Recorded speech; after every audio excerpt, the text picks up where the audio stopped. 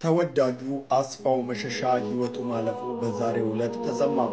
በኢትዮጵያ የጋዜጠኞች ታሪክ በርካታ ዓመታትን በሬዲዮን በቴሌቪዥንም ሲሰራ የነበረው በርካቶች የሚወዱት ከቅርብ ጊዜ ወዲህ ደግሞ የእሁድን የኢቢኤስ ዋና አዘጋጅ ሆኖ ሲሰራ የነበረው በሕክምና ምክንያትም ወደ አሜሪካ ሄዶ በሕክምና ሲረዳ የቆየው አስፋው መሸሻም በዛሬው ዕለት ሕይወቱ ማለፉ ተሰምቷል።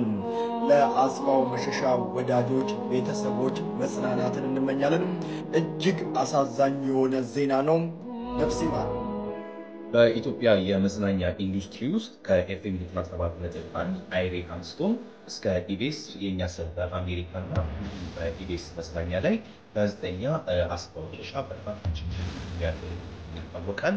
እንዲያውም ጋዜጠኛ አስፋው መሸሻ አስፋው ይቀርቡም በክልል ስም በርካቶች ይታወቃል። በሰራቸው ስራዎች እንደዚሁም ደግሞ ተመልካቾችን ለማዝናናት አብሮ እንግዲህ በሚያደርገው ጥረት ከሆኑ አጋሮች ጋር በርካቶች የሚወዱት ጋዜጠኛ ነው። ታዲያም የመታመሙ ነገር ከተሰማ በኋላ እርሱን ለማትረፍ ከፍተኛ ርብርብ ሲደረግ ነበረም። ዛሬ ማለዳ ግን ያሳይሳካ ቀርቶ ዜና ቀርቶ ተሰምቶ ለአድናቂዎቹ